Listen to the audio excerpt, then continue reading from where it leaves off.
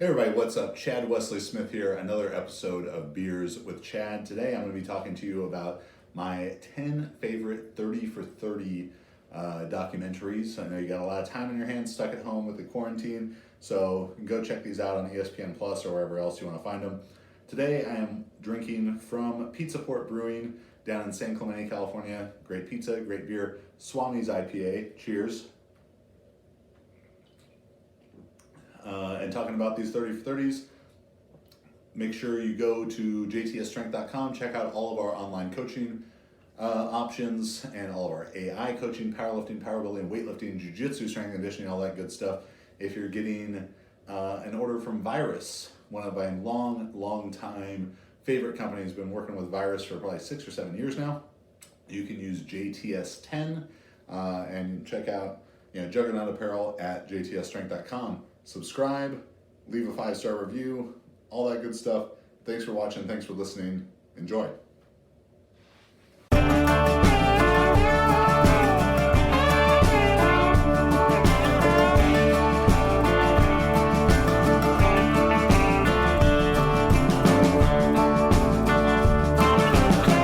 Welcome to Beers with Chad.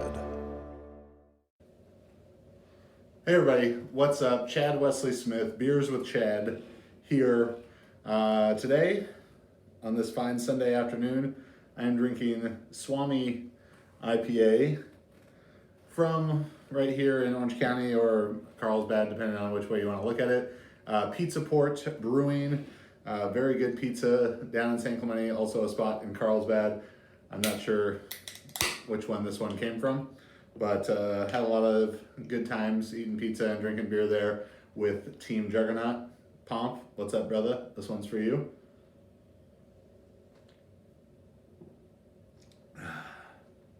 That's good. All right, so as we continue to be stuck in the world of quarantine and hopefully trapped in your house, that's the way it's supposed to be going. You have a lot of time on your hands to watch TV, and there are a few things that I enjoy more in life than, make sure I'm in both of these screens, than 30 for 30s.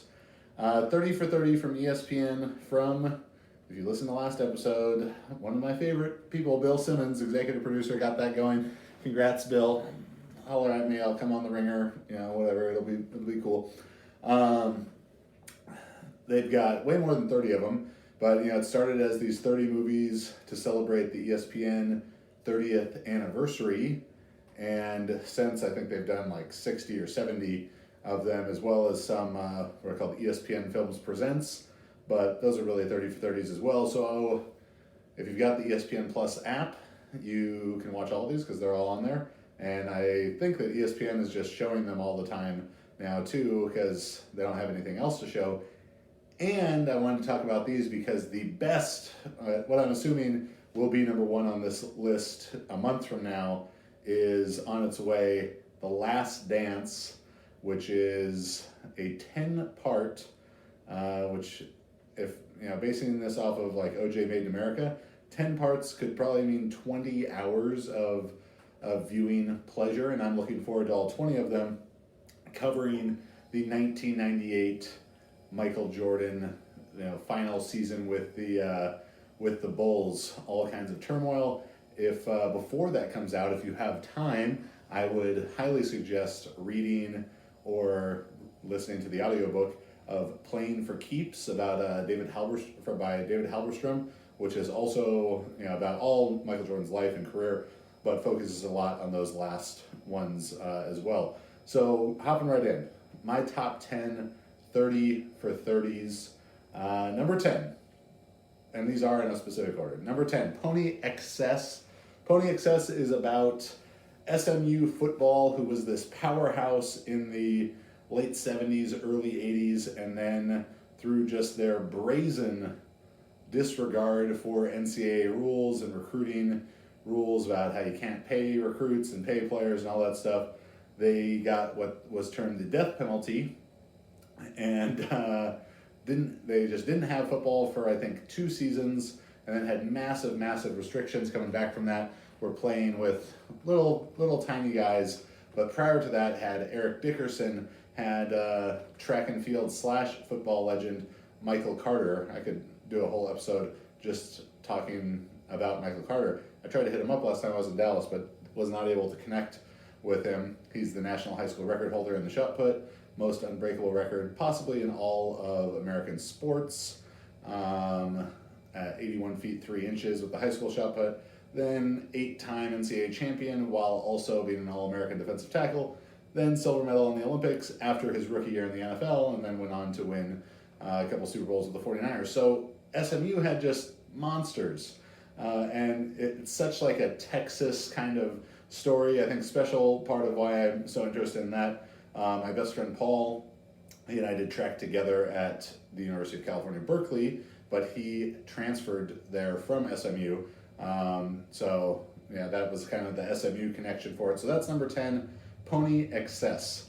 Number 9, this is technically an ESPN film presents, but it's called Catching Hell. It is about Steve Bartman, the Cubs fan who interfered with Moises Alou trying to catch a foul ball there in left field, and which sort of spurred this comeback for the Marlins, for the Cubs to yet again have their heart broken, and it's really about how his life was ruined by this thing, and even, you know, decade plus later, I'm assuming now that the Cubs have actually won the World Series that people have hopefully forgiven Steve Bartman in the same way like Bill Buckner and the Red Sox situation, but just the absolute vitriol that people had for him and the reaction around him and everything. It was very, very interesting insight into that whole situation from all the people around it, because they couldn't interview Steve Bartman because